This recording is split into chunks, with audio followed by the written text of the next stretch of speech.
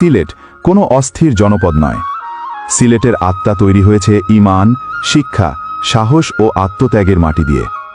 আপনি জানেন কি, এই সিলেটেই চিরনিদ্রায় শুয়ে আছেন হজরত শাহজালাল রহমতুল্লাহি আলাইহি, যার আগমনে কুসংস্কার ও অন্ধকার কেটে এসে আলোর দিশা পেয়েছিল এই জনপদ। তিনি শুধু ধর্মপ্রচারক ছিলেন না, ছিলেন মানবিক বিপ্লবের এক মহান দূত। এই সিলেট জন্ম দিয়েছে বীর মুক্তিযোদ্ধা জেনারেল এম.এ.জি. ওসমানীকে, স্বাধীনতা যুদ্ধের প্রধান সেনাপতি, যার নেতৃত্বে 9 মাসের রক্তঝরা সংগ্রাম শেষে এসেছিল বিজয়ের সূর্য। এই সিলেটের গর্ব সৈয়দ মুজতবা আলী, বাংলা সাহিত্যের রসিক রত্ন, যিনি দেশে বিদেশে বইয়ে আমাদের পরিচয় করিয়েছেন জ্ঞান, ব্যঙ্গ ও জাতিগত আত্মমর্যাদার এক নতুন ভাষার সাথে। এই জনপদে জন্মেছেন ডক্টর মোহাম্মদ রশিদ, বাংলাদেশ প্রকৌশল বিশ্ববিদ্যালয় বুয়েটের প্রতিষ্ঠাতা। দেশে প্রকৌশল শিক্ষার ভিত তিনিই স্থাপন করেছিলেন।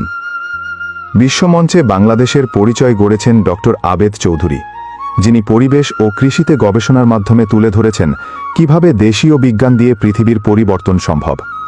সাইফুর রহমান, দেশের ইতিহাসের একমাত্র অর্থমন্ত্রী, যিনি জাতীয় বাজেটকে গণমুখী করেছিলেন। বাংলাদেশের অর্থনীতিতে স্বনির্ভরতার বীজ তিনি বপন করেছিলেন। সৈয়দ মকিজ্জেম আলী, আন্তর্জাতিক কূটনীতিক, যিনি বাংলাদেশের প্রতিনিধিত্ব করেছেন জাতিসংঘ ও বিশ্বসভায়।